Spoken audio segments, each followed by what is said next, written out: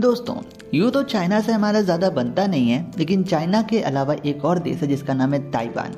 Taiwan का भी China से नहीं बनता है और इन दिनों चाइना ताइवान की कॉन्फ्लिक्ट पूरी दुनिया में चर्चा में रही और वर्ल्ड वॉर 3 तक की आशंका लगाए जा चुके हैं। लेकिन दोस्तों, अब यही ताइवान इस कॉन्फ्लिक्ट से उभरने के बाद भारत के साथ रिश्ते कुछ इस प्रकार से मजबूत कर रहा है जिसको देख के चाइना की फटी पड़ी है।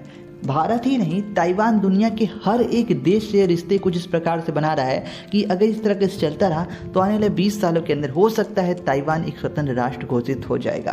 तो आइए समझते हैं क्या कर दिया है भैया ताइवान में भारत में ऐसा जिसके वजह से चाइना यहाँ पे बौखला सा गया है।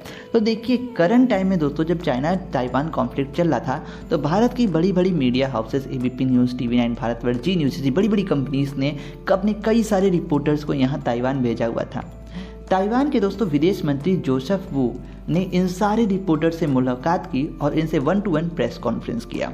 अब जैसे ही ये खबर मिली कि चाइना के बिना इजाज़त के भारत के मीडिया हाउसेस ने ताइवान से डायरेक्ट प्रेस कॉन्फ्रेंस किया तो चाइना बौखला गया और कहने लगा इंडिया उन देशों को मंच दे रहा है जो कि चाइना को सपोर्ट नहीं करते और उन्होंने कहा है कि आप वन चाइना पॉलिसी अच्छे से अपनाएं।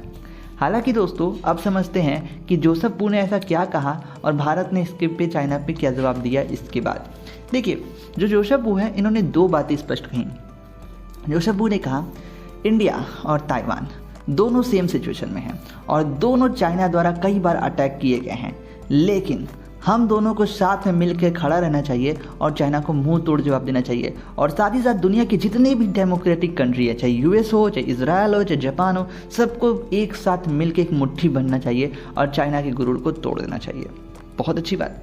दूसरी बात क्या कही कि हम भारत के साथ स्ट्रेटेजिक पार्टनरशिप बहुत तेज़ी से बढ़ा रहे हैं और चाइना की ताइवान की बहुत बड़ी बड़ी सरकारी कंपनीज भारत में आ रही हैं सेमीकंडक्टर हब बनाने भारत को, और भारत की इन्होंने मदद करने की भी बात की है। और यहाँ पे जो ताइवान और इंडिया ये दोनों मिलके दुनिया को सेमीकंडक्टर बना के देंगे। अब यहाँ पे दुनिया का सबसे बड़ा मार्केट ताइवान है और अगर ताइवान को इंडिया का साथ मिल जाता है तो जो सेमीकंडक्टर मार्केट है इसमें ताइवान और इंडिया आगे आने वाले इसमें राज करेंगे। और कहा है कि हम दोनों ही देश मिलकर साथ काम करेंगे और धमाल मचा देंगे इस फील्ड में। अब यहाँ पे दोस्तों, इन दोनों स्टेटमेंट के बाद भारत ने चाइना को क्या नसीहत दी। भारत, पहली बात तो देखिए, अपना जो प्यारा भारत है ये वन चाइना पॉलिसी को हम लोग बहुत स्ट्रिक्टली फॉलो करते हैं, लेकिन भारत ने भी 2 बड़े मुद्दे उठा दिए। पहला कहा, देखो भाई, जो ताइवान में चाइना कर रहा है वो सरासर गलत है और उससे एरिया में तनाव पैदा हो रहा है और चाइना को अपनी मिलिट्री वापस लेनी होगी। जी हाँ दोस्तों, जूता मार दिए बिना बताए। दूसरी चीज़ दोस्तों जो यहाँ पे इंडिया ने कहा, वो इंडिया के कांग्रेस लीडर्स ने कहा है कि जिस प्रकार से अमेरिका की नैन्सी पेलोसी ने ताइवान दौरा विजिट किया, उस प्रकार से अब भारत सरकार को भी अपने छोटे छोटे लीडर्स को ताइवान भेजना चाहिए, ताकि हम चाइना पे एक साइकोलॉजिकल प्रेशर क्रिएट कर सकें कि भाई कायदे में रहोगे तो फायदे में रहोगे।